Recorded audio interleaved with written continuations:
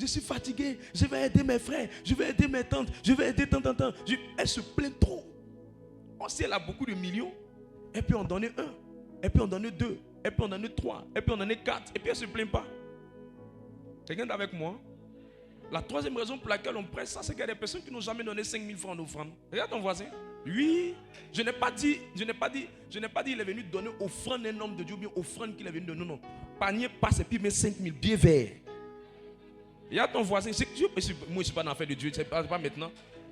Regarde ton voisin. Tu vas voir s'il ment, ses yeux vont bouger. Il faut dire sérieux. Sérieux. Je veux voir ce que l'homme de Dieu dit. Je veux tester un peu. Que souvent, moi, je suis Saint Thomas, je veux tester un peu. Est-ce que depuis tu vas à l'église, tu as déjà mis 5 000 offrandes? Non, essayez de regarder vos voisins, vous allez voir. Ses yeux vont faire comme ça. Il y a d'autres, leurs nez vont gonfler. Il y a d'autres qui ont serré leurs yeux, ils ne seront pas contents. Oui. Je n'ai pas dit mettre offrande dans une enveloppe. Non. Le panier passe, soit à la prière ou soit à la messe. Et puis tu prends un billet vert. Et puis tu mets dedans. Sans que ton cœur se coupe. Parce que souvent, il y a d'autres aussi, ils veulent mettre, mais ils réclament la monnaie à la fin de la prière. Devant son voisin, il a fait le malin, mais à la fin, il réclame la monnaie. Donc le but de ce message, c'est de faire en sorte que les gens n'aient pas de problème pour faire des offrandes. Naturellement, pendant les quêtes, pendant les prières, il n'y a pas de problème pour faire les offrandes. Naturellement. Et je lève ma main. Que cette année-là, tu sois dans les pieds verts. Au nom de Jésus. Au nom de Jésus. L'autre but, c'est d'aider beaucoup de femmes à se marier par amour, non par l'argent. Parce que quand ça va financièrement chez toi, tu te maries par amour. Tu ne te maries pas par l'argent. En fait, tu n'es pas conduit par la motivation financière, mais tu es conduit par l'amour. En fait, un amour genre Titanic, quoi.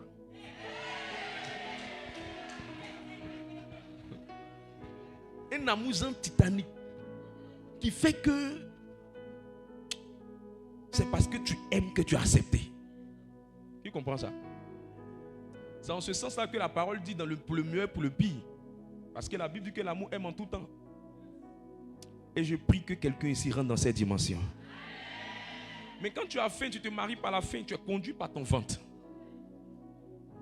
Au fait, ton ventre domine sur ton cœur. Ton cœur veut lui dire non, mais ton ventre lui rappelle que c'est vrai que tu n'aimes pas. Mais on va voir si tu vas manger, si tu continues comme ça. Et si je ne mange pas, toi-même mon cœur là, tu risques de ne plus battre. Tu risques de ne plus battre. Tu ne vas plus pouvoir exister. Donc tu choisis soit d'aimer comme ça, ou tu choisis de faire le malin. Si tu fais le malin aussi, c'est grave pour toi. Alors je prie que quelqu'un rentre dans cette dimension. Je prie que quelqu'un rentre dans cette dimension. C'est pour cela que je vais prêcher sur être établi dans une grande grâce financière. Être établi dans une grande grâce financière. C'est le thème de tout ce mois. Être établi dans une grande grâce financière. Quand nous parlons de grâce, nous parlons de quoi? 2 Corinthiens, le chapitre 9, verset 8. Quand nous parlons de grâce, nous parlons de quoi? Ou quand nous parlons d'une grande grâce, nous parlons de quoi? 2 Corinthiens, le chapitre 9, verset 8. Je proclame la parole du Seigneur. 2 Corinthiens 9, le verset 8. Et Dieu peut vous combler de toutes sortes de grâces. Si c'est ta Bible, tu peux souligner toutes sortes de grâces. De toutes sortes de grâces. De toutes sortes de grâces. Donc, quand vous allez dans un restaurant, on vous donne un menu. Ça veut dire qu'il y a toutes sortes de plats. Donc, quand on parle de toutes sortes, ça veut dire qu'il y a différence. Quand on parle de toutes sortes, on parle de variété. Quand on parle de toutes sortes, on parle de tout genre. Quand on parle de toutes sortes, on parle de diversité. Donc, on dit que dans la grâce, là, il y a des diversités de grâce. On dit que dans la grâce, là, il y a plusieurs types de grâce. Quelqu'un est avec moi? C'est cela qui nous amène ici à comprendre qu'il y a un niveau de grâce qui est appelé la grande grâce. Quelqu'un est avec moi? Jacques, le chapitre 1, verset 17. Jacques, le chapitre 1, verset 17. Jacques 1, verset 17. Toute grâce excellente et tout don parfait descendent d'en haut. Vous voyez, on nous explique ici au fait qu'il y a un type de grâce qu'on appelle une grâce excellente. Et c'est cette grâce excellente qui est souvent appelée une grande grâce. Parce que quand on dit que tu es excellent, ça veut dire que tu as dépassé la moyenne, tu as dépassé le passable, tu as dépassé le milieu, tu as dépassé même ce qui est bon. Tu es arrivé à ce qui est plus bon parmi les bons. Donc la grande grâce, c'est ce qu'on appelle dans la Bible aussi une grâce excellente. Et je prie que cette année, quelqu'un rentre dans une grande grâce. Si ton âme n'est plus agressive, la grâce sera plus violente. Actes des Apôtres, le chapitre 4, verset 33. Actes des Apôtres, le chapitre 4, verset 33. Les apôtres rendaient avec beaucoup de force témoignage de la résurrection du Seigneur Jésus. Et une grande grâce reposait sur eux tous. Et une grande grâce. Dis à ton voisin, une grande grâce. Une grande grâce. Dis-lui ça encore. Il faut dire, je prie que cela repose sur ta vie. Alors nous allons chuter avec ça. Proverbe 18, Proverbe 8, verset 18. Proverbe, le chapitre 8, verset 18. Avec moi sont la richesse et la gloire. Avec moi sont la richesse et la gloire. Les biens durables et la justice. Les biens durables et la justice. Parole du Seigneur notre Dieu. Alors nous avons compris c'est quoi une grande grâce. Alors j'explique rapidement. Quand on dit qu'il y a une grande grâce financière sur quelqu'un, ça veut dire qu'il a obtenu, il a eu accès à la prospérité financière.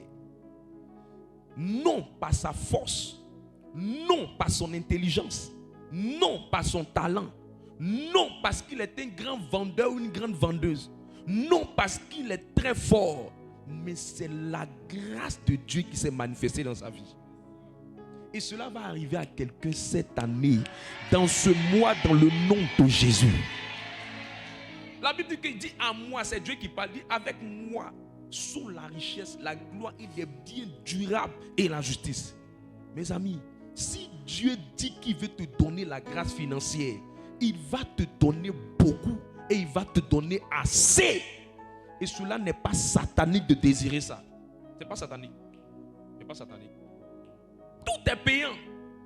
On ne peut pas être dans la maison de Dieu puis prêcher d'autres messages sans encourager les gens à se pencher vers cet état financier qui leur permet d'être à l'abri du besoin. Quelqu'un est avec moi? Mais vous devez savoir une vérité profonde avant que je rentre dans le cœur de mon message. C'est que c'est Dieu qui accorde la grâce financière à ses enfants. Ce n'est même pas une histoire de je suis dans tel pays, je suis dans tel endroit, j'habite tel quartier, affaire de grâce financière. Quand Dieu décide de te donner, ça n'a rien à voir avec ton pays. Ça n'a rien à voir avec ton quartier. Quand on dit que la grâce est venue sur quelqu'un financièrement, ça n'a rien à voir avec là où tu habites. Mes amis, dans tous les pays, il y a son pauvre et il y a son mendiant. Dis ça à ton voisin. Dans tous les pays. Les gens disent à Bobo, il y a des gens qui sont à Bobo qui sont plus à l'aise que des gens qui sont à Hongrie. J'en connais. Même dans l'affaire de fraternité, il y a des gens qui habitent à Bobo, ils payent mieux les cotisations que les gens qui habitent à Hongrie ici. Si vous voulez regarder dans vos fraternités. Regardez dans vos fraternités, vous allez voir. Quand la grâce financière, c'est quelqu'un, ce n'est même pas une histoire d'habitation. Tu peux habiter à Hongrie puis tu ne manges pas bien. Alors dis à ton voisin, ne sois même pas complexé pour ton habitation. Affaire de grâce financière, ce n'est pas aussi une affaire de thé. Ce n'est pas une histoire de... Ce sont les blancs seulement qui doivent être prospères. Et les noirs ne doivent pas être prospères, c'est faux. Il y a des blancs qui servent des noirs dans leur propre pays. Il est gardien de la maison d'un riche noir et il est blanc. Et on l'appelle agent de sécurité. Dans lui-même son propre pays.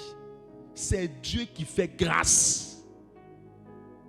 Dans la grâce financière, ce n'est pas une affaire de diplôme. Le diplôme est important, les compétences sont très importantes. Mais il y a des gens qui sont diplômés, qui travaillent pour des gens qui sont illettrés. Et celui même qui est illettré là, a l'argent que lui, et il le paye. Il crie sur lui. Alors qu'il vient de l'université de Osborne, alors qu'il vient de Harvard. Et le gars lui fait asseoir, il lui dit, hey, viens à 6 heures. Oui, monsieur. Oui, madame. Il n'a pas le choix. C'est la grâce financière.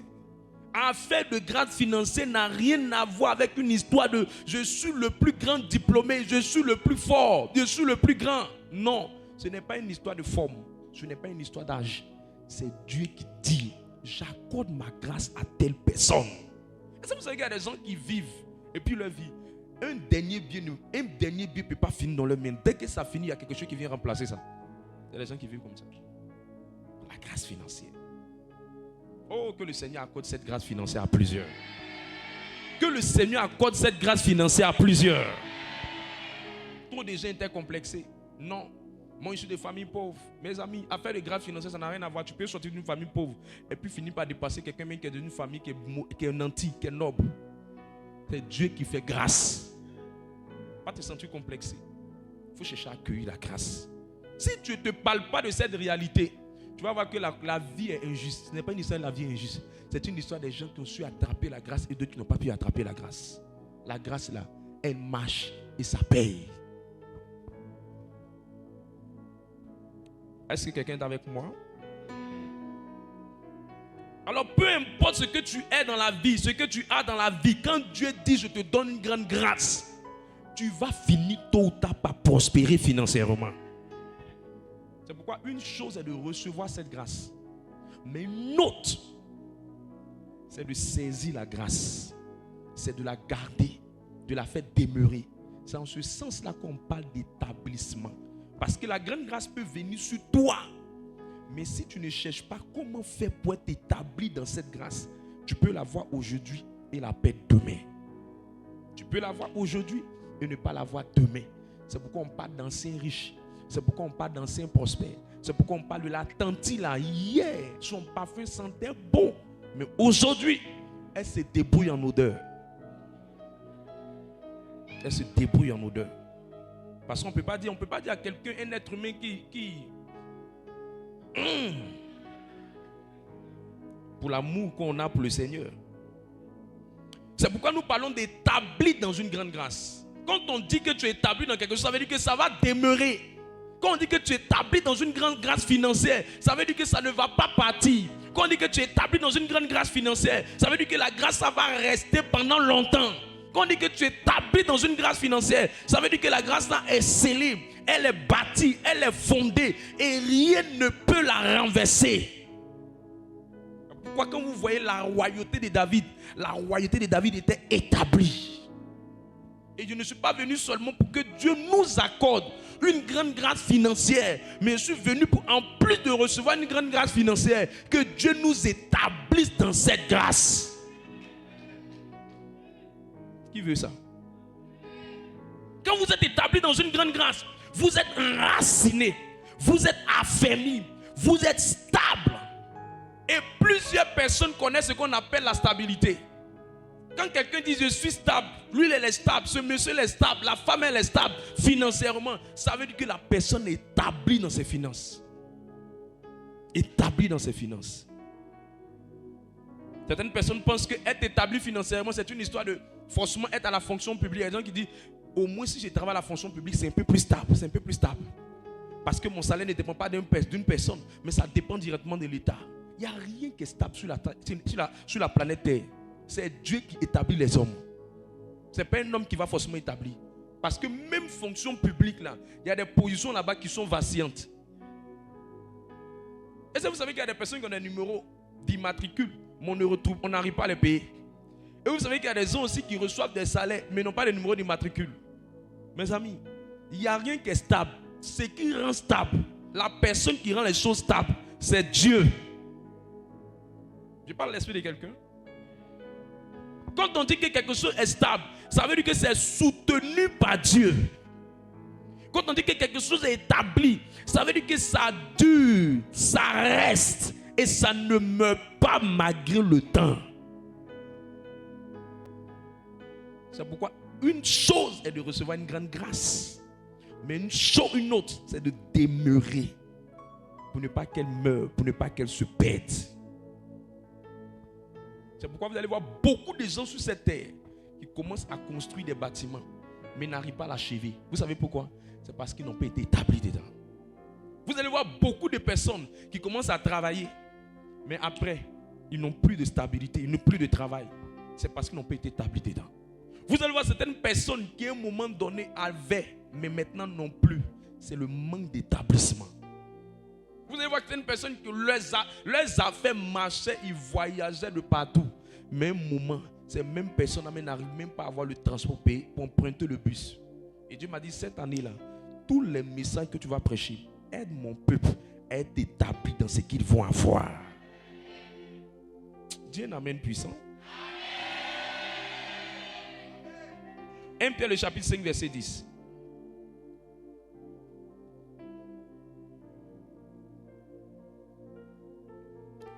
Pierre 5 le verset 10.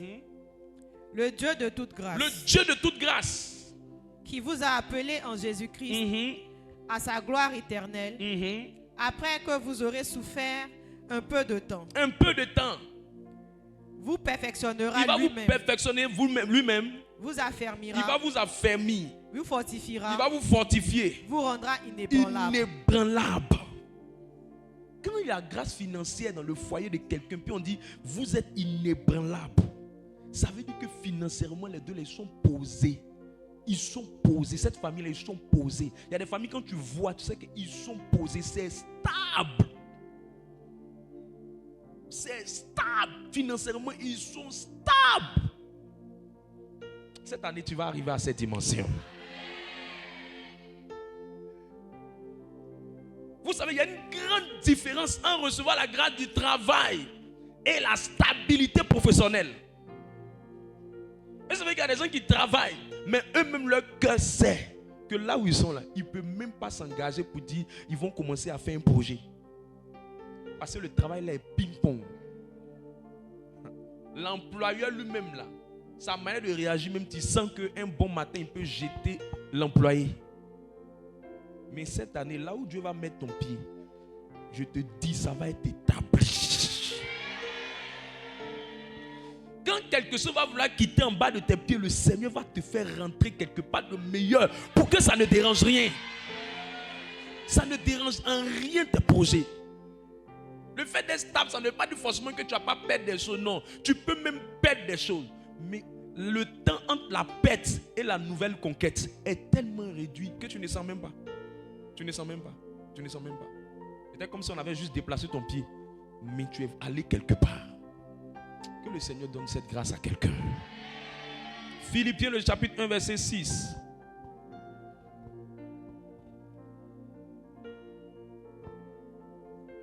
Philippiens 1 le verset 6.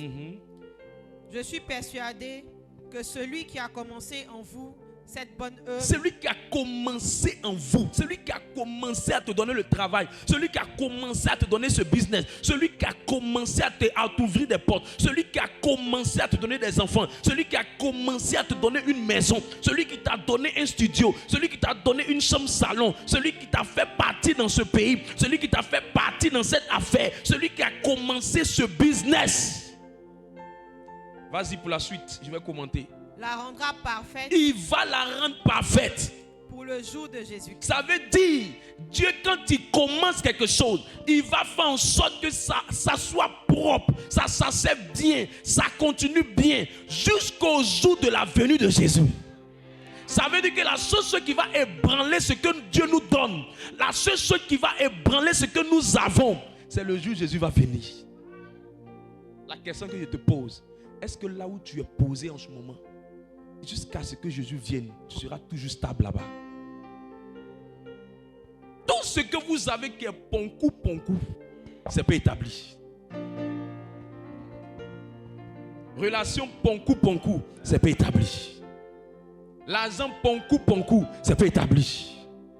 Finance ponkou, c'est pas établi. Après cette saison-là, quand on va sortir de ce mois-là, financièrement, tu n'auras plus peur dans le nom de Jésus. Le plus petit fidèle, ça j'ai pris depuis des années pour ça. Dans cette communauté, le plus petit doit être un millionnaire. Le plus petit fidèle doit être un millionnaire. Il y a ton voisin, demande-lui si tu es intéressé par ça.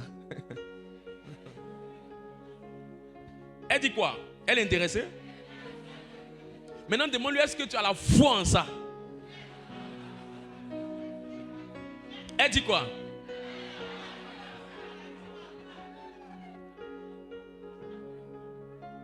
Et mes amis, si tu n'as pas la foi en ça, ce qu'elle te dit par la suite, tu vas pouvoir faire. Mais si tu as la foi en ça, ce qu'elle te dit par la suite, tu vas accepter de le faire. Et je vois Dieu te donner la force de le faire. Jean le chapitre 15, verset 16. Je te donne les textes qui parlent de l'établissement. Pour que tu comprennes que c'est une histoire de depuis longtemps. Les gens cherchent des choses qui vont durer. Regarde, à un moment donné, quand tu as fini par comprendre l'établissement, non, quand ils vont te dire il y a une opportunité, tu sais que tu as fait comme prière. Je peux te dire un peu, te donner un peu une idée. Tu as dit, Seigneur, si c'est pour aller faire quelque chose qui a prié, qui t'est dit là, c'est mieux de ne pas me mettre là-bas. Mais quand tu ne comprends pas l'établissement, dès qu'on dit opportunité, tu cours. Dès qu'on dit, je vais te marier, tu cours. Dès qu'on dit, ici là, c'est un business, ça marche, ça tape pas poteau, tu cours. Mais maintenant, là, ta manière de prier va changer. Parce qu'une chose, c'est d'avoir la quantité. Mais une autre, c'est d'avoir la qualité. C'est pourquoi télévision qui va durer. Quand tu payes, tu sens. Parce que tu sais au fait que pendant près de 5 à 6 ans, minimum, tu ne vas pas encore payer nos télévisions. Mais il y a des choses quand tu en as aujourd'hui. Juste quelques mois, ça disparaît dans ta main. Ça, c'est pas ça que Dieu veut pour chacun d'entre nous. Il peut nous donner ces grâces-là. Et quand on vient à prier, on libère ces grâces-là sur la vie de plusieurs. Mais il y a peu qui rentrent dans l'établissement de ce qu'ils reçoivent. C'est pour ça qu'on est là ce soir. Qui me comprend? J'aime ce que Dieu va faire pour toi. Allons-y. Jean 15, le verset 16. Ce n'est pas moi, ce n'est pas vous qui m'avez choisi, mais moi, je vous ai choisi et je vous ai établi afin que vous alliez. Afin que vous alliez. Et que vous portiez du fruit. Ça veut dire que quand il y a établissement, vous allez avancer. Quand il n'y a pas d'établissement, ça n'avance pas. Quand vous voyez un seau qui est percé, ça ne se remplit jamais. Quand tu vois quelqu'un qui n'avance pas, ce n'est pas que Dieu ne lui donne pas, mais il y a toujours quelque chose qui vient voler ce qu'il a. Ça sert à quoi d'avoir 500 000 comme salaire? Mais comme le salaire n'est pas établi là, tu ne comprends pas pourquoi. Problème que tu as, c'est problème de 800 000. Tu as 500 000 pourquoi? Dis-moi, tu as 500 000 pourquoi? C'est pourquoi il y a des personnes qui ont petit argent, mais ils vivent mieux que des gens qui ont beaucoup d'argent. Parce qu'il y a des gens, leur problème dépasse le salaire. Ça, c'est pas établi. Je lève ma main. Je prie qu'en cette année, le Seigneur nous donne des choses qui vont durer dans nos mains. Il nous donne des choses qui vont demeurer dans nos mains. Il nous donne des choses qui vont perdurer avec nous. Continue. Afin que vous alliez. Et que vous portiez du fruit. C'est normal. Si un est bien gardé, ça peut apporter 2, ça peut apporter 3, ça peut apporter 4. Mais si un n'est pas bien géré, scellé, blindé, pour qu'un autre vienne, ça va venir remplacer ce qui est parti. On ne veut pas ça. On veut une addition qui apporte une multiplication. Qui comprend ce que j'ai essayé d'expliquer là? On veut une addition qui apporte une multiplication. Tu peux avoir tout dans ta maison. Ou bien tu peux avoir beaucoup d'argent sur ton compte. Mais si chaque fois il y a quelque chose qui vient voler ton argent, ça ne va jamais augmenter. Tu es d'accord avec moi? Alors ça n'augmente pas, ça ne sera pas multiplié. Or il dit afin que vous portez du fruit. Pour que ça porte du fruit, il faut absolument que ce soit établi. Allons-y. Et que votre fruit demeure. Et que vos fruits demeurent. Afin que ce que vous demanderez au Père en mon nom, il vous le donne. Ah, ça c'est notre enseignement. Ça veut dire que Dieu même nous donne en fonction de comment est-ce que ce qu'il nous a déjà donné là est bien géré et bien gardé. Donc il y a des prières que tu fais, Dieu ne veut pas faire encore plus. Parce qu'il se dit, mais la dernière fois tu m'as demandé de te donner, mais tu n'as même pas pu sceller ça. Ça n'a pas été établi. Tu n'as pas veillé à ce que ce soit bien gardé. Et puis tu me demandes encore plus. Moi, je ne vais pas te donner pour que tu gaspilles. Je vais te donner pour que ça demeure. Ça me dit afin que. Le mot 2 fois afin que c'est pour le but. C'est pour tel objectif. Qui comprend? Tu sais, le problème qui fait que tu n'arrives pas à avoir quelqu'un dans ta vie, c'est que la dernière relation que Dieu t'a fait grâce quand tu es venu dans la prière ici, tu allais tout nyangami là-bas. Tu allais faire du n'importe quoi. Elle allait chez un gros caca là-bas. Et elle nous appelle pour laver ses fesses. Dis à ton voisin, répands-toi. Elle dit qu'elle va changer ou bien elle ne change pas. Le dernier travail que tu as eu, tu allais faire parler avec ton patron.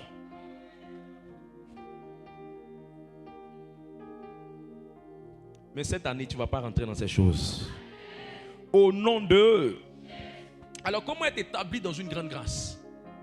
Je donne 3 secrets aujourd'hui. Et puis, on va couler avec les autres jours. Comment être établi dans une grande grâce? Si le Seigneur fait grâce, on peut donner 4. La première chose, 3 Jean, le chapitre 1, verset 2. 3 Jean, le chapitre 1, verset 2. Je vais couler dessus très vite. Quand on parle d'être établi dans une grande grâce, ça veut simplement dire, si tu n'as rien compris, ça veut simplement dire la stabilité professionnelle, la stabilité sociale, la stabilité financière. Quand on parle d'être établi dans une grande grâce financière, ça veut dire connaître ou expérimenter la stabilité professionnelle, la stabilité financière, la stabilité sociale. Tout le monde veut ça. Même les femmes veulent avoir quelqu'un qui est stable. Elle ne veut pas quelqu'un toujours il couille. Elle a un peu peur. Parce qu'elle se pose la question sur l'avenir des enfants. Qu'est-ce qu'on peut faire? Est-ce qu'on peut prendre des choses? Est-ce qu'on peut s'engager? Aujourd'hui, même les employés ne veulent pas travailler avec un patron. Aujourd'hui, il y a un gros marché. Il vient de gagner 30 millions. Après ça, c'est 6 mois après encore, il va gagner un autre. Ils ont peur. Quand le patron vient leur dire, actuellement, ça ne rentre pas bien. Ça, ce n'est pas mon problème. Il faut me payer. Tout le monde veut des gens stables. Quelqu'un est d'accord avec moi? Tout le monde veut des gens qui sont stables. Tout le monde veut ça. Nous tous, on veut ça. On va gâter le nom de Dieu. Nous tous, on veut ça. Amen. Continue. Lis le texte plutôt. 3 Jean 1, le verset 2. Bien-aimé, je souhaite que tu prospères à tous égards et sois en bonne santé, comme prospère l'état de ton âme. Je souhaite que tu prospères à tous égards. Je veux que tu aies la stabilité financière. Je veux que tu aies la stabilité sociale. Je veux que tu aies la stabilité professionnelle. Je veux ça. Même moi-même, homme de Dieu, je veux ça. Parce que quand tu as la stabilité financière, tu as la stabilité sociale, tu n'as pas venu nous dire que ce mois-là c'est bon, ce mois-là c'est pas bon. Parce que c'est stable. C'est stable, ça va de gloire en gloire. Tes offrandes ne baissent pas, tes dîmes ne baissent pas. Tes entrées, ça grimpe mais ça ne descend pas. Donc tout le monde veut ça. Donc Jean est en train de dire, je souhaite que tu prospères à tous égards, dans tous les domaines de ta vie. Financièrement, matériellement, que tu prospères. Mais pour que cette prospérité soit évidente, pour que cette grâce financière soit évidente, pour que cette stabilité soit évidente, écoute-moi bien. Il faut absolument que tu prospères comme l'état de ton âme. En d'autres mots, la stabilité financière ou sociale ou professionnelle est liée à la stabilité spirituelle. Si spirituellement tu n'es pas stable, financièrement ça sera difficile. Si spirituellement tu n'es pas stable, matériellement ça sera difficile. Si spirituellement tu n'es pas stable, professionnellement ça sera difficile. Parce que tout ce que Dieu veut te donner d'abord physiquement, il te le donne spirituellement. La première raison pour laquelle Dieu exige que tu aies une stabilité spirituelle, c'est que tout ce qu'il veut te donner physiquement, il te le donne d'abord spirituellement. Le récipient, le réceptacle pour recevoir cette grâce financière que tu attends, elle est liée à la qualité de ta stabilité spirituelle. Homme de Dieu, je veux être stable spirituellement. Je fais quoi? Laisse-moi te donner la deuxième raison pour laquelle Dieu exige ta stabilité spirituelle. Dieu exige ta stabilité spirituelle parce que la qualité de ta relation avec lui va déterminer si quand l'argent viendra, tu resteras attaché à lui ou tu resteras détaché de lui. Matthieu 6, verset 24 vient confirmer ça. Il dit, vous ne pouvez pas servir Dieu et l'argent. Donc avant de se rassurer que tu ne seras pas l'esclave de l'argent, Dieu veut se rassurer qu'il est vraiment bien ton maître et que ton attachement, ta relation avec lui n'est pas une relation vacillante, mais c'est une relation stable. Quand tu viens à la prière aujourd'hui, tu ne viens pas demain. Tu es là aujourd'hui, tu n'es pas là demain. Je mets mon doigt à couper, tu es allé au ciel.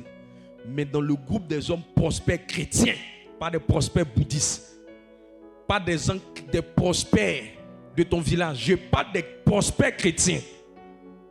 Dieu ne te mettra pas dans la liste. Ce qui me plaît en matière de prospérité, Dieu n'oblige pas quelqu'un à vouloir être prospère.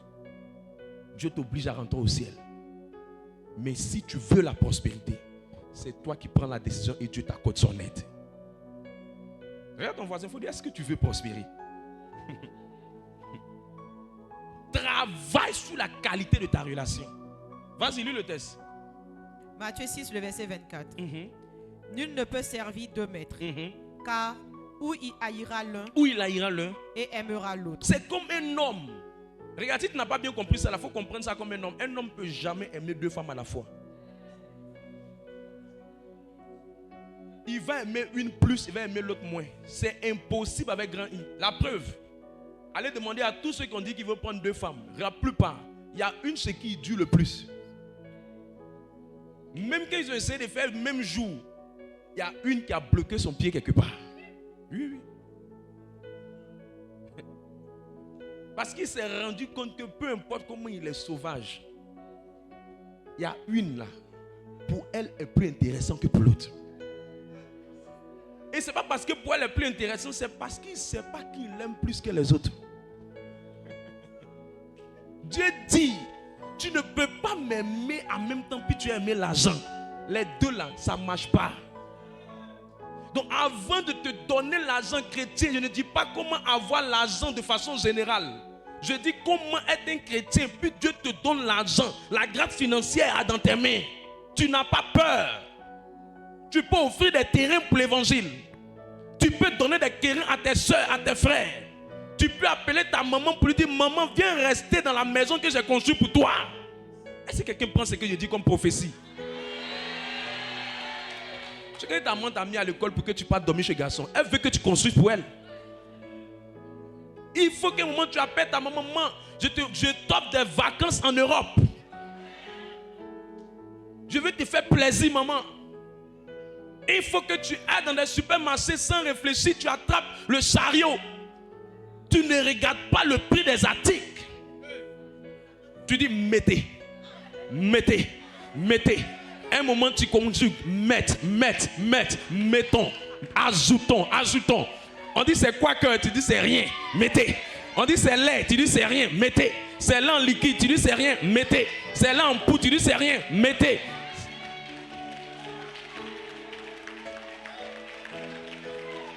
Je suis venu te parler pour que le jour où j'arrive au supermarché, qu'on se croise, c'est deux chariots.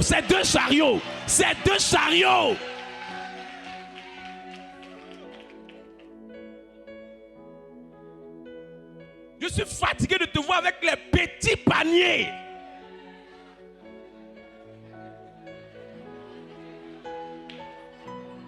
Et une grosse calculatrice. Elle discute avec la caissière. Tu es sûr que tu as bien calculé, madame, c'est bien calculé. Tu es sûr?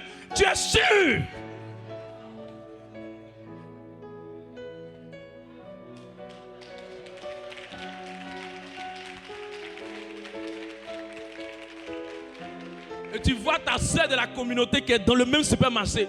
Tu dis laisse, je t'offre 2 déodorants là-bas. Choisis.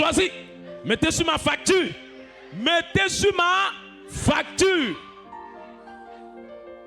Dis à ton voisin, est-ce que les gens ont déjà mis des choses sur ta facture?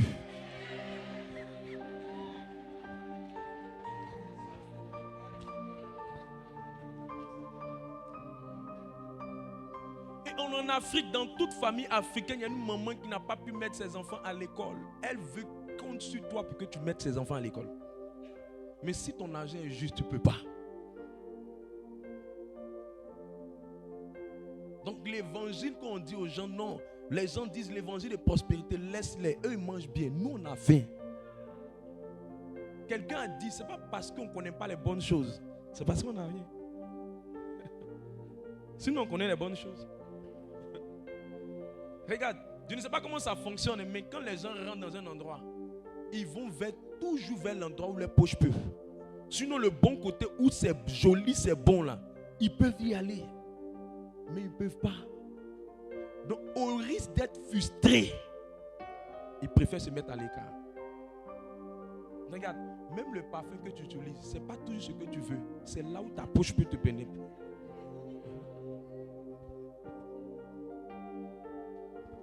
Toutes les sœurs de la communauté, vous ne faites pas toujours les coiffures que vous voulez. Vous faites les coiffures que vos poches peuvent. Le choix de vos perruques sont liés à la qualité de votre poche. Est-ce qu'il y a des coiffeuses qui peuvent confirmer ce que je dis? Regarde, je peux te choquer. Il n'y a pas de femmes vilaines. Il y a juste des femmes qui n'ont pas les moyens de s'en entretenir. Je dis, ton teint là, il y a son savon, ta poche n'arrive pas. C'est pas trop clair. C'est un peu marron. Tu vois, non, c'est un peu marron. Mais tu es obligé d'utiliser clair. Parce que si tu veux aller dans marron là, c'est championnat pour toi. Oui. Mais je lève ma main que le Seigneur vienne changer ta position. Et quand Dieu veut mettre ses enfants à l'abri du besoin, il travaille sur la qualité de leur relation avec lui. Maintenant, comment Dieu apprécie que ta relation avec lui est de qualité? C'est simple. Lorsque Dieu te donne, il te donne un peu. Et puis il voit comment tu fais. Il te donne un peu, il voit comment tu fais. Il te donne un peu, il voit comment tu fais. C'est pourquoi ce qu'on ne vous a pas dit, la prospérité des chrétiens est un processus. Ce n'est pas une rapidité, ce n'est pas jackpot. Dieu nous rend prospères étape par étape. La prospérité des chrétiens n'est pas une prospérité fast-food. Une prospérité rapide, tu te réveilles le matin, on a fini de professeur sur toi, le lendemain tu as l'argent. Non. La prospérité des chrétiens suit un processus. Il te teste à la classe de 100 000. Il te fait passer à la classe de 200 000. Il te fait passer à la classe de 300 000.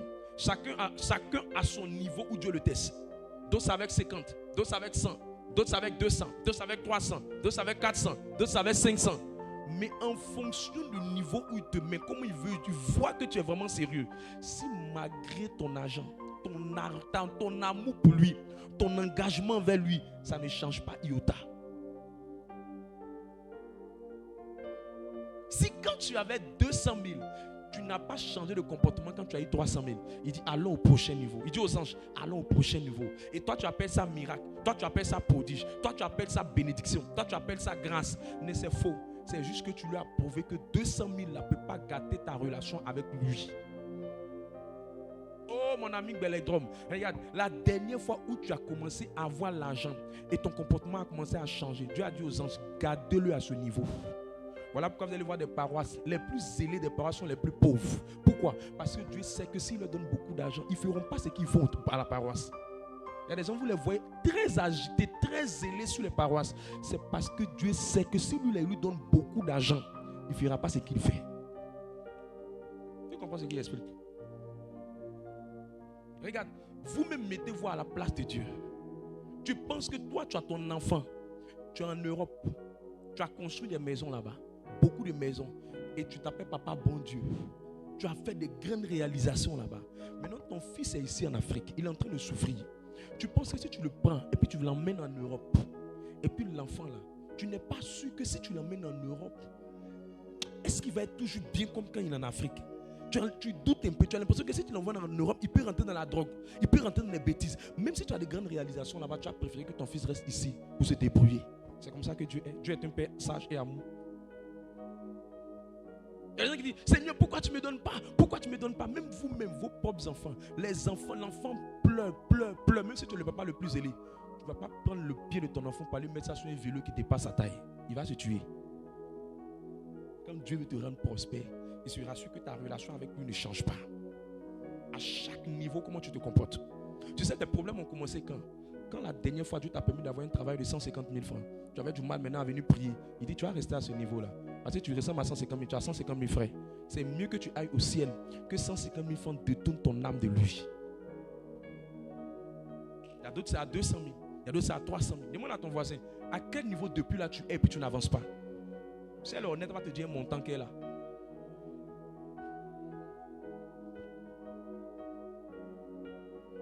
Regarde, la Bible dit en Philippiens 1 que celui qui commence il termine toujours. Montrez-moi quelqu'un qui a commencé un moment, on la payait bien. Et puis après, on la payait plus bien.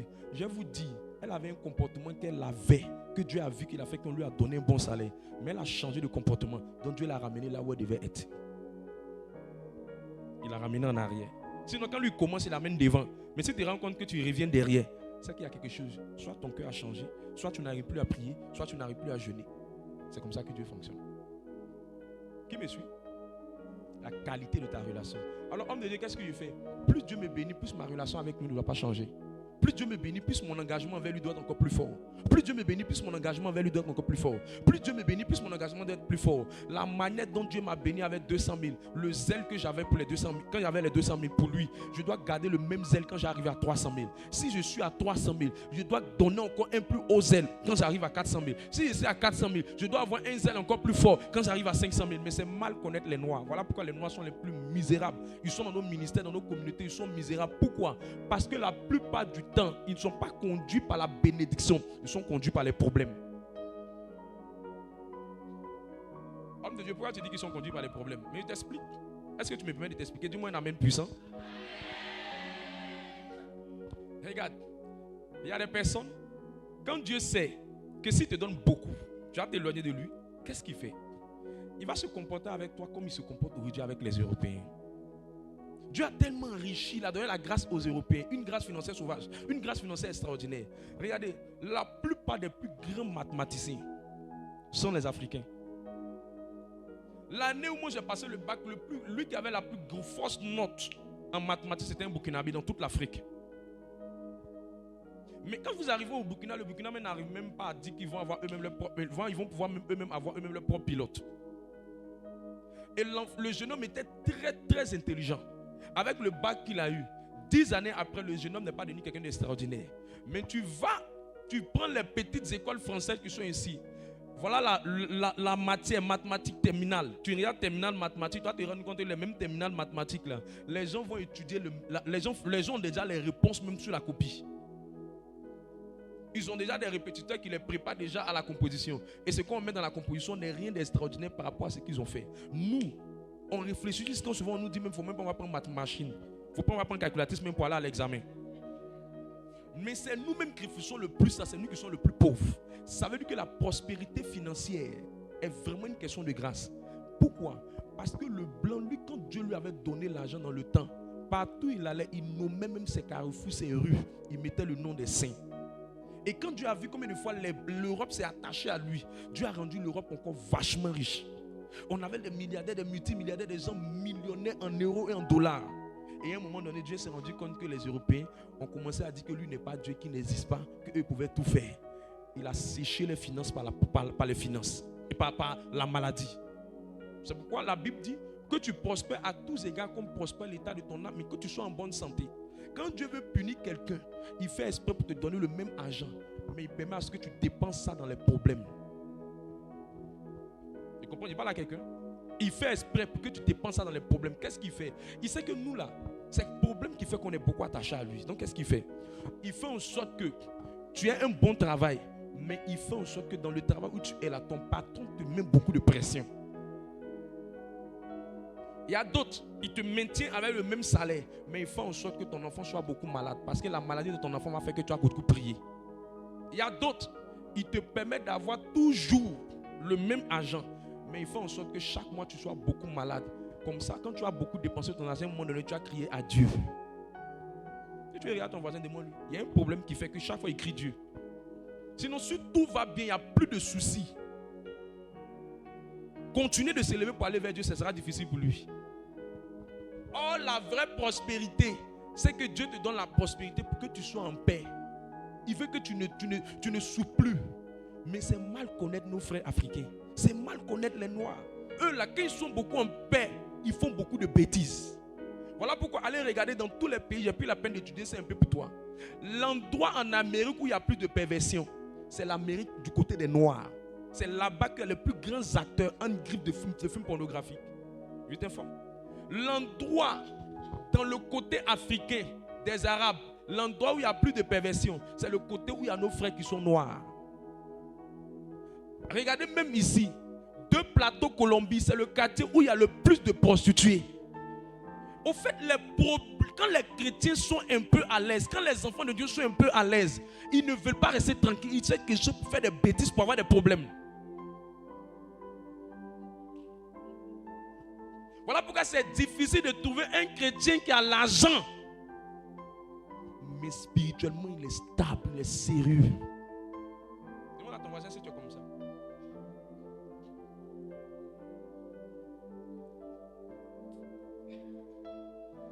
Deux élèves vont avoir un gars qui l'aime bien, qui veut la marier, qui a un peu d'argent. Elle a du mal à venir prier. Elle a l'argent pour s'acheter une mèche humaine, 200 000, 300 000, 500 000. Elle a du mal à venir prier. Elle est trop arrivée. Tu te rends compte que la plupart de nos frères africains n'ont pas de vision. Ils arrivent en Europe, dès qu'ils commencent à avoir un peu beaucoup plus d'argent, ça va un peu chez eux. C'est eux qui vont porter les skies les plus chers.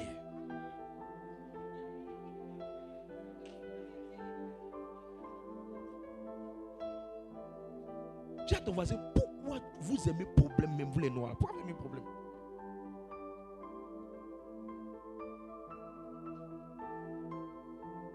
C'est pourquoi quand Dieu dit, je vais te rendre prospère, il va se rassurer de la qualité de ta relation avec lui. Le jour où on t'embauche, après mon message, Dieu va vous élever. Mais quand Dieu va vous faire grâce, ne changez jamais.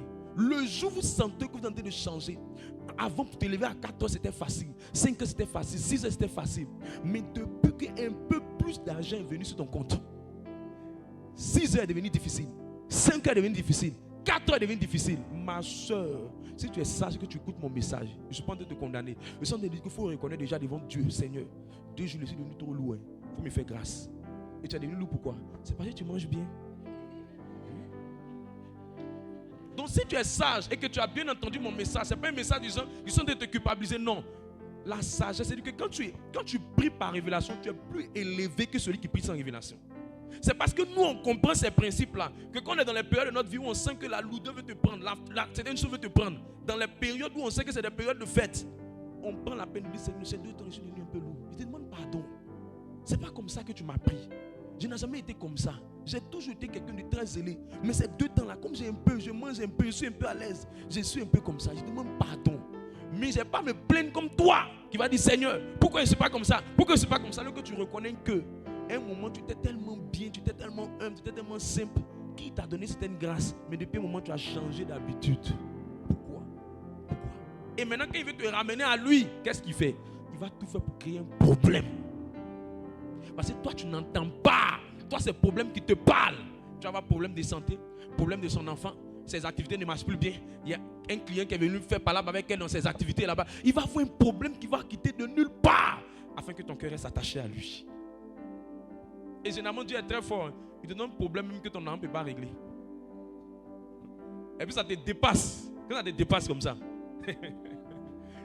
Merci. C'est pour ça, si c'est affaire de. Si c'est. Regarde où le problème se trouve.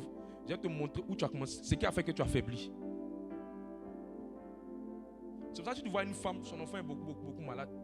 C'est que c'est une femme généralement, elle s'est tellement accrochée à faire de son enfant, que Dieu sait que comme il lui a donné un enfant, elle n'est pas avoir le temps pour lui. Dieu va faire en sorte que son enfant soit beaucoup malade pour que cet accrochement qu'elle a pour cet enfant, elle convertisse avec lui. Il voit quelqu'un son travail, il est trop accroché à son travail, Dieu va faire exprès pour lui donner un patron qui va le fatiguer un peu, pour qu'au moins les dimanches, il se rappelle que la semaine va commencer après dimanche. La semaine va commencer. Il va aller croiser le patron. Donc c'est mieux, il va venir prier pour qu'au moins les pressions du patron là, ça diminue un peu.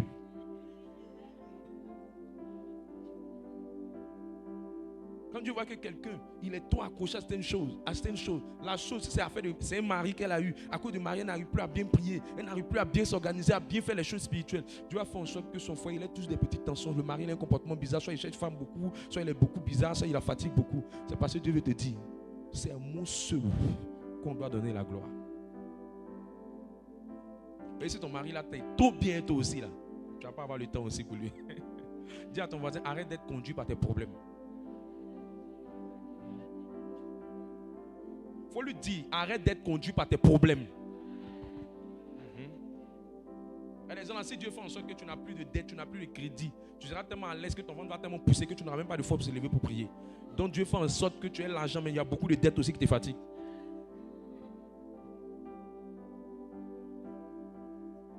Je parle à l'esprit de quelqu'un, mais je lève ma main. Cette saison, la bénédiction ne va pas t'emmener, va pas te détruire dans ta relation avec Dieu. Tu es béni, mais tu seras engagé avec Dieu. Ton salaire augmente, mais tu es engagé. Tu es dans des affaires juteuses, mais tu es engagé. Ça marche bien dans ton foyer, mais tu es engagé. Ça va dans ta belle famille, mais tu es engagé. Ton frigo est rempli, mais tu es engagé. Il y a la paix au travail, mais tu es engagé. Ça ne détruit pas ta relation avec Dieu. Que la relation que tu as avec lui soit une relation de qualité. Il dit, je souhaite que tu prospères en toutes choses. Comme je te fais prospérer matériellement là. De la même manière, dans ta vie spirituelle, pardon, il faut prospérer là-bas aussi. Il faut travailler sur ta relation avec lui. Il faut travailler sur ton engagement avec lui. Il faut travailler sur ton zèle avec lui. Pardon, que rien ne te change. Que rien ne te change. Que rien ne te change. Quand je vois 500 000 changer le comportement de quelqu'un, j'ai mal. Quand je vois 1 million changer le comportement de quelqu'un, j'ai mal. Quand je vois quelqu'un qui n'arrive plus à prier à 5 h, 6 h, 4 h, 6 h, 5 h, à cause d'un nouveau salaire, j'ai mal. Quand je vois quelqu'un parce qu'elle a un peu d'argent, ses affaires marchent, les gens la sollicitent, elle n'a plus le temps, j'ai mal. Parce que je me dis que tu es en train de te disqualifier. Parce que je me dis qu'un problème va venir te ramener vers moi. Un problème va venir te ramener vers la prière. Un problème va venir te ramener vers quelque chose. S'il te plaît, sois un chrétien qui est engagé à temps et à contre-temps. S'il te plaît, sois une chrétienne qui est engagée dans tout ce que tu fais. S'il te plaît, sois un chrétien qui veut aller loin avec Dieu. Et je lève ma main que ce cœur-là rentre dans ton cœur. Ce cœur-là rentre dans ton cœur. Ce cœur-là rentre dans ton cœur. Ce cœur-là rentre dans ton cœur. Regarde ton voisin, il faut lui dire, sois engagé dans les choses spirituelles. Au même niveau que Dieu te bénit. Elle dit quoi, elle a compris, mais elle n'a pas compris. Et je peux dire quelque chose de très profond. Plus Dieu même te donne plus de bénédictions, il est conseillé pour toi-même de monter dans la prière, dans les choses spirituelles. Parce que la hauteur là, quand tu descends, ça fait plus mal que quelqu'un qui n'est jamais arrivé à la hauteur. Pourquoi je le dis? C'est plus facile d'être habitué à l'eau froide que de changer d'eau. Je ne comprends pas encore. Quand tu as été habitué à te laver avec l'eau froide, le jour où tu te laves avec l'eau chaude, c'est vraiment quelque chose d'extraordinaire pour toi, mais ce n'est pas grave. Mais quand tu as commencé à changer d'eau froide à l'eau chaude, et que tu as la posée d'avoir l'eau chaude, l'eau froide chez toi, et à un moment donné, tu n'as pas les moyens de t'offrir le même luxe, ça fait très mal. Quand tu es habitué à te laver dans baignoire, le jour où tu reviens à te laver dans seau, ça fait très mal. Quand tu es habitué à monter dans Yango, dans les bons taxis, dans les belles voitures, le jour où tu n'as plus la possibilité de faire ça, ça te fait très mal. Quand tu es habitué à un certain niveau de vie, de luxe par laquelle Dieu t'a amené, le jour où Dieu t'enlève ça, ça fait très mal. Ça crée la folie de grandeur, ça crée la dépression, ça crée la tristesse, ça crée l'abattement. Quand tu habitais un quartier qui était huppé, où il y avait le bitume du début jusqu'à la fin, et à un moment donné, tu t'en vas habiter dans un autre endroit où les gens ne te connaissent pas, ne méprisent, ça fait très mal. Quand à un moment ton teint était propre, joli teint noir, joli teint clair, joli teint bronzé, et qu'à un moment, parce que tu avais les moyens que Dieu te donnait pour bien arranger ton teint, et depuis ce moment-là, la même pommade, le même parfum, tu n'as pas les moyens de t'offrir ça, ça fait très mal, ça fait très mal. C'est pourquoi on ne cherche pas à monter pour monter, on cherche à dire à Dieu, améliore ma relation avec toi, pour ne pas que l'élévation m'éloigne de toi, pour ne pas que l'élévation m'éloigne de toi. Mes amis, ça fait mal de quitter de Yango pour lutter plus. Je te dis, si tu ne connais pas, demande à ton voisin s'il a déjà connu ça. Ça fait mal. Ça fait mal. Ça fait mal d'avoir quelque chose qui était pour toi bien. Et puis à un moment, tu n'as plus. Ça fait mal d'avoir un iPhone. Et puis à un moment donné, tu te retrouves avec un téléphone. Ça fait mal. Ça fait mal. Ça fait mal. Mais je lève ma main, que ta relation avec Dieu soit de qualité. Que ta relation avec Dieu soit de qualité. Je vais amorcer ma chute avec le deuxième point. Est-ce que tu me permets de donner un peu le point? Je n'ai pas parlé avec toi. Deuxième clé importante. La grâce financière. Si tu veux être établi dans une grâce financière, si tu veux être établi dans une grâce financière, elle dépend de ce qu'on appelle, je veux dire, la grâce financière, la grâce qui permet d'avoir plus d'argent, plus de prospérité, plus de stabilité dans ta vie. Pour que cette grâce soit établie dans ta vie, elle ne répond pas aux prières, aux jeûnes seulement. Non. Je n'ai pas dit que la prière et le jeûne est à négliger, non. Je dis elle ne répond pas uniquement, écoute-moi bien, elle ne répond pas uniquement à la prière et au jeûne uniquement. Elle ne répond pas uniquement à ça. Elle ne répond pas uniquement à ça. Elle répond à un principe qu'on appelle l'alliance. Elle répond à un principe qu'on appelle l'alliance. C'est quoi l'alliance? L'alliance, c'est quand Dieu dit je jure. L'alliance, c'est quand Dieu dit je fais serment. Il y a une différence quand Dieu dit que je fais serment. C'est une alliance. Quand Dieu dit que je jure, c'est une alliance. Hébreux, le chapitre 11, verset 13. Tu vas lire ça tout à l'heure, prépare ça bien. Regarde, il y a beaucoup de gens qui ont eu des prophéties sur leur vie, mais ce n'est jamais accompli. Vous n'avez jamais vu ça? Et beaucoup de gens ne comprennent pas ça. Une prophétie peut être sur toi, mais ça ne va pas s'accomplir. Tu peux te voir en train d'avoir beaucoup d'argent, tu ramasses. Mais à la fin de ta vie, quand tu sors de ce rêve-là et que tu arrives au quartier, dans les réalités, tu es en train de jouer bille. Tu peux être en train de faire des rêves, on peut te donner des prophéties. Tu vas te marier dans tel mois, tu vas te faire ceci. Et la prophétie ne s'accomplit pas. Tu peux avoir des promesses de Dieu sur ta tête, sur ta destinée, sur ton avenir. Mais ces promesses, souvent, ne se réalisent pas. Tu peux avoir des prophéties grandes. Tu seras temps, tu arriveras à ça, tu feras ceci, tu recevras ça. Mais elles ne s'accompliront pas. Pourquoi? Parce que pour qu'une prophétie, une promesse puisse avoir obligation d'accomplissement, il faut faire changer cette prophétie-là en alliance. Il faut faire changer cette promesse-là en alliance. Vous n'avez pas vu des gens qui disent, on leur a dit, tu seras grand, tu vas devenir quelqu'un de fort, mais ils ne sont pas arrivés. Demandez à Esaü. Esaü était programmé à devenir plus grand que Jacob, mais jamais il est devenu plus grand que Jacob. Si tu ne me crois pas, demande à Ruben. Ruben était programmé à devenir plus grand que ses frères, mais allez voir, c'est Joseph qui a pris ça. Il ne s'agit pas de recevoir une prophétie. Lis-moi Hébreux 11, verset 13. J'ai parlé à quelqu'un. Les gens qui disent non, pourquoi une prophétie ne va pas s'accomplir? Quand Dieu dit forcément, il va le faire. Si Dieu a dit, il va le faire. Si Dieu a dit, il va le faire. Tu ne connais rien. Tu ne connais rien. Hébreux 11, le verset 13. C'est dans la foi qu'ils sont tous morts sans avoir obtenu les choses promises. Sans avoir obtenu les choses promises. Ça veut dire Dieu peut te promettre des choses, tu vas mourir sans voir. Fais la commission à ton voisin. Faut dire, regarde voisine, tu peux finir célibataire. C'est qu'il a dit, il promet, il va le faire. C'est Bible, c'est pas Ancien Testament, c'est Nouveau Testament. Le jour où j'ai vu ça, j'ai soulevé ma Bible, puis j'ai crié. Il y a 2 révélations qui m'ont fait crier un jour dans ma... Celle-là. Et puis il y a une autre. Ça, c'est un autre message. Allons-y, continue le test. Mais ils les ont vus et salués de loin. Reconnaissant qu'ils étaient étrangers et voyageurs sur la terre. Ça veut dire qu'à un moment donné, les gens vont commencer à te dire, tout est passager sur la terre ici, là. Tout est passager. Ça va passer. C'est pour te consoler. Ils ont vu. Ils ont salué ça de loin. Elle a vu le mariage. Elle a vu l'odeur. Mais elle n'est jamais entrée dedans. Il a vu l'argent. Mais il n'a jamais goûté. On dit, ils ont vu. Et ils ont salué ça de loin.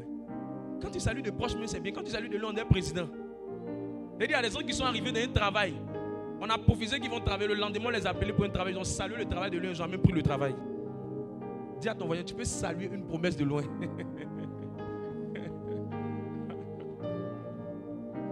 Mes amis, tu peux saluer une promesse de loin. Ce n'est pas une histoire de j'ai reçu une prophétie où il y a une promesse. Il y a une histoire qu'on appelle l'alliance. Deutéronome 28, verset 11. Tu vas voir des alliances dedans. Oh, j'ai envie de prêcher. Est-ce que tu me permets de prêcher? Je veux prêcher, il n'y a pas trop prié aujourd'hui. Deutéronome 28, le verset 11. L'Éternel te comblera de bien en multipliant le fruit de tes entrailles, le fruit de tes troupeaux et le fruit de ton sol, dans le pays que l'Éternel a juré à tes pères de te donner. Il a juré à tes pères. C'est une alliance. Il a fait quoi? Il a juré. Quand Dieu jure, c'est que ce n'est plus une prophétie seulement. C'est que ce n'est plus une promesse. C'est devenu une alliance. Vous n'entendez pas ça souvent dans les peuples. Tel peuple en alliance avec tel peuple. Quand il y a une alliance, il y a des droits, il y a des devoirs. Quand il y a une alliance, il y a des obligations. Ah, Jésus. Je peux prophétiser sur toi tout de suite. Mais si tu ne changes pas cette prophétie en alliance, elle peut ne pas s'accomplir.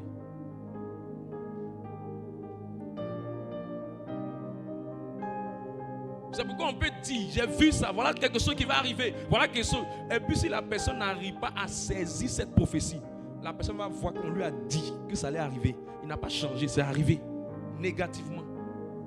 Et puis il dit, mais attends, les gens viennent vieux. C'est pour ça qu'il ne faut pas être trop enchanté uniquement par la prophétie. Parce qu'elle n'est pas suffisante pour changer ta vie. Il faut changer la prophétie pour qu'elle devienne accomplissement. Et ça passe par une alliance. C'est ça Dieu dit, je jure. Deuxième fois où Dieu a juré, Genèse 26, à partir du premier verset jusqu'au verset 5. Qui aime quand ils sont en train de prêcher? Dis-moi un amen puissant. Il y a des femmes qui se sont vues en robe de mariée. Robe de mariée. Robe de mariée. Même bague de fiançailles n'ont jamais eu, elles sont mortes.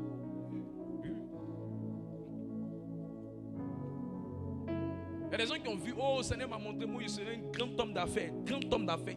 On leur a donné des prophéties. Ils ont compté homme de Dieu X, homme de temps, berger temps, modérateur temps. Ils ont vu sur eux. Quand ils ont fini de voir, ils étaient contents. Ils sont rentrés. Entrepreneurs même, ils ont salué ça de loin. Est-ce que tu aimes la vérité profonde de l'évangile? Allons-y. Je vais dire quelque chose de très profond tout de suite là. Allons-y. Genèse 26, le verset 1. Il y eut une famine dans le pays, outre la première famine qui eut lieu dans le temps d'Abraham. Et Isaac alla vers Abimelech, roi des Philistins, à Guérar.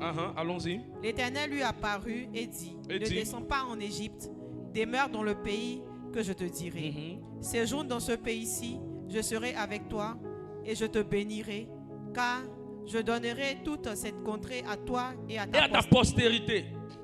Et à ta postérité. Et je tiendrai le serment que j'ai fait à Abraham, ton père. Je tiendrai le serment. C'est déjà une alliance. Continue, verset 4. Je multiplierai ta postérité comme les étoiles du ciel. Tout ça sont des prophéties. Je multiplierai, je ferai, j'accomplirai. Je donnerai à ta postérité toutes ces contrées et toutes les nations de la terre seront bénies en ta postérité. En ta postérité, verset 5. Parce qu'Abraham a obéi à ma voix et il a observé mes ordres, mes commandements, mes statuts et mes lois. Et bon. Isaac. Quand Dieu dit qu'il va faire quelque chose, s'il n'y a pas un serment, il n'y a pas une alliance, ça peut rester comme ça sans l'accomplissement. Mais je prie que toi, tu ne rentres pas dans cette réalité. Et que tu comprennes le pouvoir des alliances dans le nom de Jésus. Tu comprennes le pouvoir des alliances dans le nom de Jésus. C'est pourquoi ne sois pas étonné de voir un chrétien qui prie pendant des années, il est le plus zélé. Mais financièrement, ça ne va pas. Et généralement, dans nos ministères, il y a deux groupes de personnes qui souvent sont les misérables. Est-ce que ça vaut la peine de dire? Bon, c'est pas la peine. Et pourquoi? Parce que ces personnes-là, en général, elles comptent uniquement sur la prière, mais ne connaissent pas le principe des alliances. Si vous voulez voir Dieu vous donner d'être établi dans une grâce financière, il y a deux principes avec lesquels vous ne devez pas manquer. Et beaucoup d'enfants de Dieu aiment Jésus. Et ça me plaît parce qu'aimer Jésus c'est bon, mais ils n'aiment pas les principes de Jésus. Pour qu'une alliance soit activée, il faut marcher dans les principes.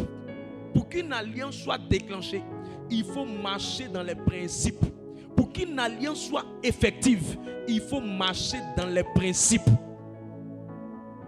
Et le premier principe qui déclenche une alliance, c'est la prémisse. C'est la prémisse. Proverbe le chapitre 9. Lis-moi à partir du verset 3. Proverbe 9 à partir du verset 3.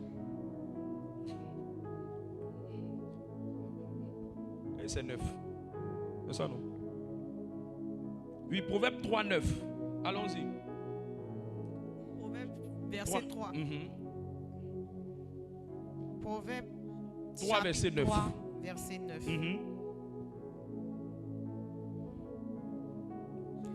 Honore l'Éternel avec tes biens. Honore l'Éternel avec tes biens. Et avec les prémices de tout ton revenu. Et les prémices de tout ton revenu. Assieds-toi, je vais parler. Écoute-moi. Tu ne peux pas rentrer dans une année et sans donner ta prémisse à Dieu. Tu es quelqu'un qui n'est pas sage. Tu ne peux pas aller loin. Tu présentes à Dieu tes projets. Tu présentes à Dieu ton année. Tu présentes à Dieu ta vie.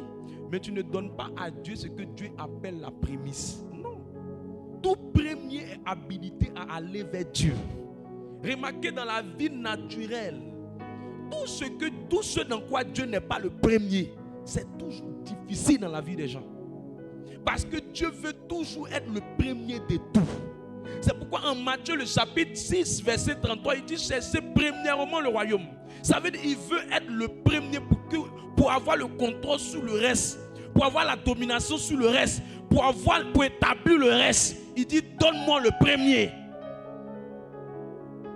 Beaucoup de gens ne sont pas établis parce qu'ils ne donnent pas le premier à Dieu. Dieu doit être le propriétaire du premier. Dieu doit être le maître du premier. Dieu doit avoir le dessus sur le premier.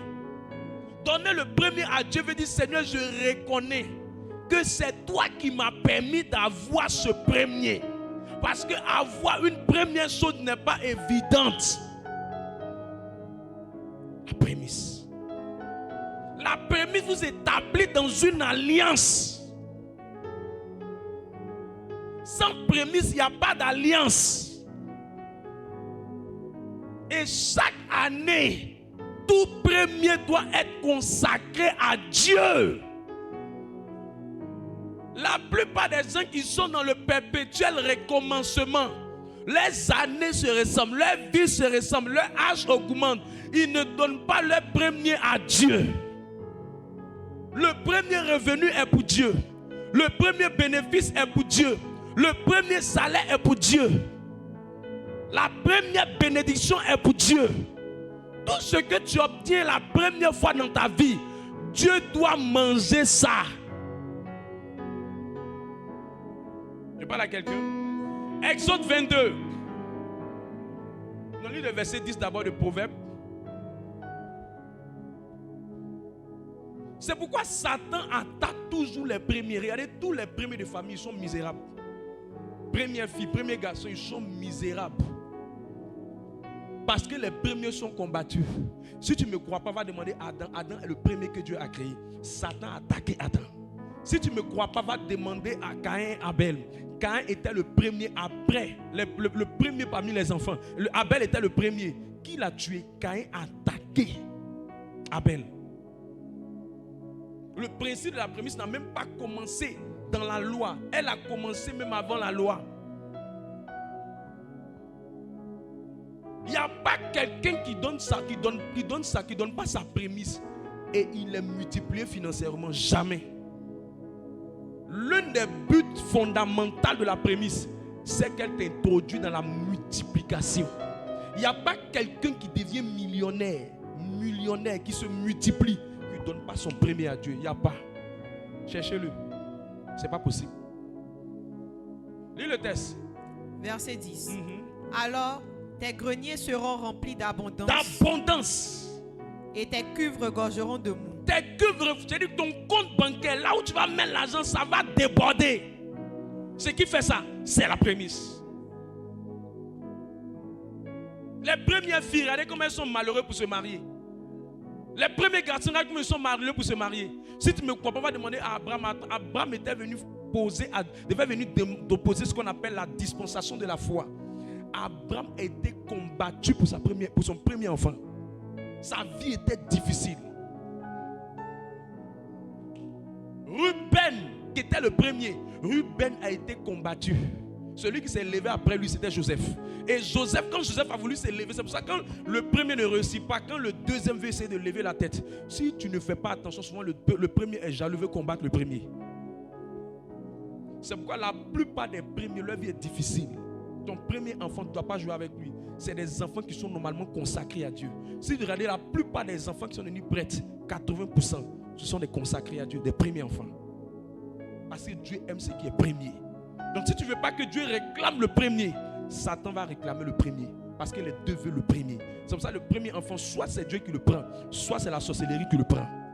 Quelqu'un a dit, mais il y a les hommes d'affaires qui sont riches qui ne donnent pas leur prémisse. S'il ne donne pas sa prémisse, il va donner ça dans les problèmes. Il va donner dans les problèmes. Mais généralement, les hommes d'affaires qui ont un mental fort vont te dire, c'est les affaires, ça peut marcher, comme ça peut ne pas marcher. Et puis il te dira un mot, il va te dire dans la vie, là, il y a des sacrifices que toi-même tu ne veux pas faire, mais que tu fais. C'est un mental d'un homme d'affaires qui va loin comme ça. Mais il ne sait pas que ce qu'il vient de libérer là, c'est une prémisse. Donc même si tu veux, tu donnes. Si tu veux, tu ne donnes pas. La vie va venir prendre ça dans ta main. Soit par problème, soit par un problème au commissariat, soit par un problème de la vie, soit par un problème de santé. Mais je préfère que ça vienne dans la main de Dieu, puis Dieu va prendre. Ta première fille, il faut donner sa prémisse. Ton premier garçon, il faut donner sa prémisse. Tout premier doit être consacré à l'Éternel. Il parle à l'esprit de quelqu'un. Exode 22, verset 13. Kala malado shabradi kabado. Est-ce que tu n'as pas prendre le verset 29 en même temps, même, pour qu'on aille vite? Les gens ne donnent pas leur prémisse, ils sont malheureux. Leur vie est difficile. J'ai travaillé hier, mes choses marchaient, maintenant ça ne marche pas. Tu allais donner ta prémisse au coucou bakou, tu viens nous distraire. Quand tu commences un commerce, ton premier business marche, tu ouvres un magasin, ton premier bénéfice, tu bouffes. Il y a pitié pour ta vie. Exode 22, à partir du verset 28 à 29, vas-y. Tu ne maudiras point Dieu. La communauté ici, là, tout ce qu'on reçoit ici, première offrande, on va sacrifier. Le ministère tient parce qu'on fait ça. On ne se lève pas comme ça pour dire je suis homme de faire ministère. Jamais. Il y a des décrets là, s'il fait ça sur ta tête, ça va marcher pas parce que je suis fort. Ça va marcher parce qu'il y a un niveau d'alliance que j'ai posé devant Dieu pour toi. Les gens ne savent pas les secrets, c'est pour ça qu'ils souffrent. Quelqu'un est venu me voir un jour. Il dit l'un des ministres, un ministre très élevé dans le pays, voulait le mettre en prison. J'ai fini de prier pour le monsieur, ça a changé. Mais le monsieur pense que c'est parce que j'ai fait une prière. Je suis trop un grand homme de prière. C'est faux. C'est une alliance derrière moi qui a fait ça. Mais ça, c'est un autre enseignement. Mais ce qui est dedans, il y a la prémisse. Il a fait business avec le monsieur. C'est à lui qu'on doit donner la commission. Mais comme le monsieur était dans le gouvernement, le monsieur dit, lui doit lui donner l'argent. Et il veut l'enfermer. Je dis cette affaire-là, lui-même va oublier, ça ne va rien voir dedans. On a prié, le gars vit, il en forme, il fait ce qu'il doit faire. Ça a changé de position. C'est le pouvoir de la prémisse. Allons-y, lis. Exode 22 à partir du verset 28. Tu ne maudiras point Dieu et tu ne maudiras point le prince de ton peuple. Le prince de ton peuple, c'est-à-dire le premier du peuple. Allons-y. Tu ne différeras point de m'offrir les prémices de ta moisson. Il ne faut jamais mettre ta prémisse à après. Il a donné ça après. Il a donné ça après. Comme cotisation, c'est une pièce. Il a donné ça après. Il a donné ça après. Maintenant, il ne donne pas. Il a donné après. Ce qui fait la force même de la prémisse, c'est la douleur que tu ressens. La douleur de donner ta prémisse est équivalent au repos que tu auras dans l'année. Donc, soit tu choisis la douleur temporaire ou soit la souffrance annuelle. C'est venu après moi. Moi, je suis homme de Dieu. Il comment? C'est pas. Je suis venu pour les amours. Ça veut m'expliquer tes problèmes. On pleurait, mais ça n'a rien changé. On pleurait. Je suis obligé de compatir. Il n'est pas le choix. Il te prêche, tu n'entends pas. Maintenant, quand ça chauffe, tu viens me voir. Il a fait comment? Il accepte. Il y a quoi? Je ne sais pas ce que tu veux. Mais oh, si tu m'écoutais, tu vas dire le premier montant qui vient à la fin du mois, là, qu'on va dire le 31, le 25 au 31, le premier montant, dès qu'on dit février, le premier montant que tu reçois là, tout doit aller dans la main du Seigneur. Parce qu'il n'est pas comme tu on bouffe ça. Non, tu as bouffé ton année, tu as bouffé ta destinée. Et puis tu dis, j'ai remis ça au mois de mars, j'ai remis ça au mois de mars. On dit début d'année, le premier doit aller à Dieu. Toi tu dis non, j'ai bien remis ça après. Tu es en train de remettre ta vie après. Et si ton âge diminue? Tout premier doit aller à Dieu. Tout premier doit aller au Seigneur. Je parle à l'esprit de quelqu'un. Au lieu d'aller mettre ça dans mèche, prends, tu as fait ça. Je lève ma main. Et je prie que des hommes d'alliance se lèvent. Je prie que des hommes d'alliance se lèvent. Regarde, si tu ne me crois pas, va demander à Anne. Anne a donné son premier à Dieu, qui était Samuel. Dieu lui a donné après plus de 4 enfants. Anne a eu. Tous ceux qui ont donné leurs prémices ont été bénis. Si tu ne me crois pas, va demander à Abraham. Abraham a sacrifié son premier enfant. Quand vous lisez Genèse 22, Dieu a dit, je jure, tu ne vas jamais devenir pauvre. Abraham n'a jamais été pauvre. Jusqu'à aujourd'hui, il y a un endroit aussi qu'on appelle le sein d'Abraham. Parce qu'il a donné sa prémisse. Sa prémisse. Il y a des gens qui sont malheureux parce qu'ils ne connaissent pas le pouvoir de la prémisse. Quand tu es première fille de ta maman, tu es en train de jouer, tu es en train de t'amuser, tu tournes tous les garçons, voient ta tête, mais ils ne te marient pas. Tu n'es pas donné ta prémisse. Tous les premiers là, on les combat. C'est pour ça qu'il y a une malédiction qu'on appelle le perpétuel recommencement. C'est sur les premiers. Les prémices doivent aller à l'éternel. Les prémices doivent être libérées devant Dieu. Et le combat, c'est ceux qui sont enfants uniques. Il y a un combat qu'on appelle la malédiction du premier-né. C'est sur eux. Ça les poursuit. Parce que c'est eux qui doivent ouvrir la porte. Donc tous les démons de ceux qui doivent venir après là sont sur eux. Tu n'ouvriras pas. Si tu ouvres les autres, vont entrer. Si tu ouvres les autres, vont entrer. On ne te laisse pas. Ils sont sur eux.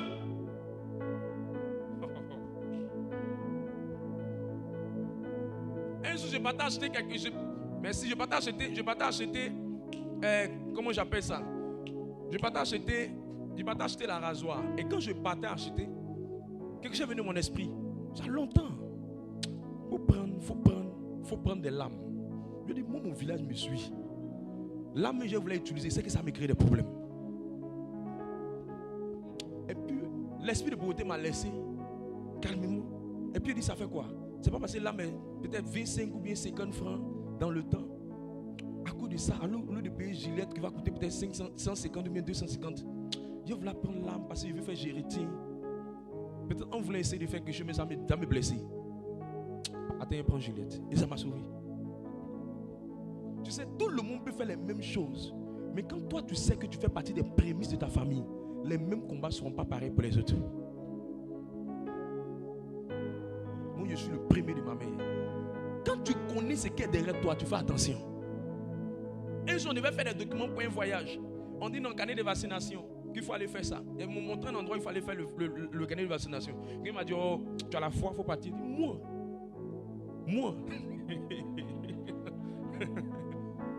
Tout le monde va faire, ils vont passer.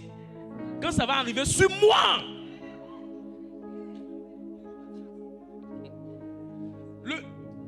le gars même on dit, on était à l'école, on était au lycée, tout le monde fait des bêtises.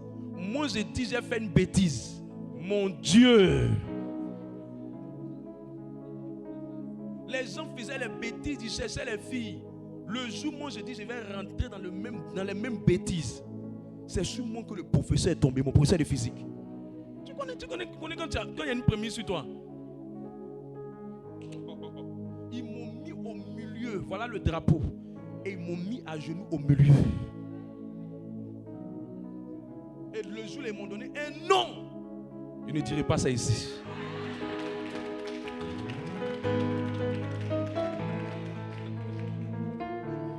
Un nom pour dire que c'est le plus bandit de l'école qui est là. Oh, les plus bandits, mais ils ont fait des bêtises. Bon, on ne les a pas attrapés. Tu connais? Faut pas dire non, les autres, leur vie est pareille. Moi, ma vie est singulière. Je ne fais pas ce que tout le monde fait. Je fais pour moi. Je suis allé faire mon carnet de vaccination. On va traverser tranquillement. C'est le jour là, ils ont attrapé mon ami. Parce que lui, il est descendu, il s'est empissé. Son village, il a suivi. Chacun n'a pas la même destinée. Tu sais, on peut partir à l'hôpital, nous tous. Ils vont faire petite opération, d'autres vont sortir. Il y a d'autres là, dans petite opération, on dit qu'il y a quelque chose qu'on a vu encore. On n'a pas la même destinée. Il ne faut pas faire les choses en fonction des autres. Il faut faire les choses à la lumière de la parole de Dieu. Et un homme de prémisse comprend que la prémisse est puissante, elle est fondamentale. Tout premier doit être libéré à Dieu. Donne les premiers au Seigneur. Tu commences une relation, ça a démarré, c'est une nouvelle relation. Fais, prends une offrande. Et c'est la prémisse de cette relation. Je veux que tu mettes ça dans tes mains. Pas aller t'asseoir devant la Vierge Marie, pleurer puis c'est fini. Non. Et puis déposer des fleurs puis c'est fini. Soulève quelque chose. Va libérer la prémisse. Puis ça. Tout ce que tu commences au départ, donne la prémisse à Dieu. Parce que prémisse veut dire Seigneur, ce n'est pas moi qui ai le contrôle, c'est toi qui as le contrôle. Gère la situation, commande la situation, contrôle la situation. Je ne maîtrise rien. Prends le volant. Quand tu ne donnes pas ta prémisse, ça veut dire que toi-même tu veux prendre le volant. Mais quand tu donnes ta prémisse, tu entends dire Seigneur, prends le volant de la chose. Moi je ne maîtrise pas. Conduis les choses. Va avec moi. Va où je veux. Conduis où je veux. C'est pourquoi la prémisse doit toujours donner à Dieu en début d'année. Quand l'année commence, tu as un revenu, tu as un business, tu as une affaire, tu as une offrande singulière. Libère toujours les premiers au Seigneur.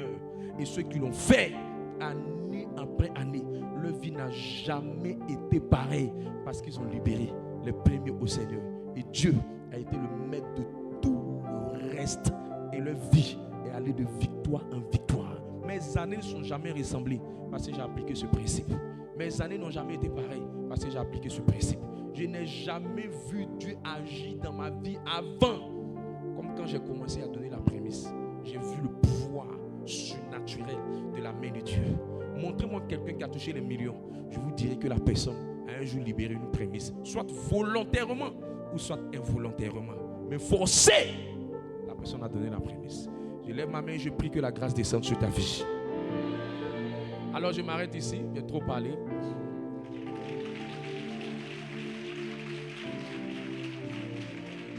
Alors tiens-toi sur tes pieds. Je vais faire un voyage avec toi. Tout ce mois-là, je vais faire un voyage avec toi pour te mettre à l'abri. Ça là, j'ai commencé, l'introduction, les fondements, ils sont dédonnés. On va courir sur beaucoup de choses. Même dans la journée, à la prémisse de la journée, on parlera de toutes ces choses. Il faut qu'il t'enseigne en profondeur. Qui veut t'enseigner en profondeur? Je vais rentrer dans les choses. Dans les choses. On va enlever les coquillages, on va enlever les intestins des coquillages. Oh yes! Lève la main et répète après moi. Seigneur Jésus, je te demande pardon pour toutes les fois où j'ai eu la folie qui est attachée à l'immaturité. En changeant de comportement dans ma relation avec toi, quand tu me bénissais, ma relation avec toi a baissé. Père, voilà une nouvelle année qui commence. Je te fais cette promesse de me rester engagé. Peu importe comment tu vas me lever, matériellement, financièrement, professionnellement, au niveau des affaires, au niveau de mes finances, au niveau de mes voyages, au niveau de mes papiers, au niveau des concours. Père, donne-moi ton aide pour honorer cette promesse. Parce que je ne veux pas les problèmes pour être conduit. Je ne veux pas les problèmes pour être dirigé. Je veux la paix. C'est possible d'être un chrétien en paix. Dans le nom de Jésus. Pendant que je prie, en battant des mains, viens à mon aide. Prie dans cette direction. Dis-lui que cette année, rien ne va t'ébranler. Un visa, un nouveau salaire, une promotion, ton engagement dans sa maison,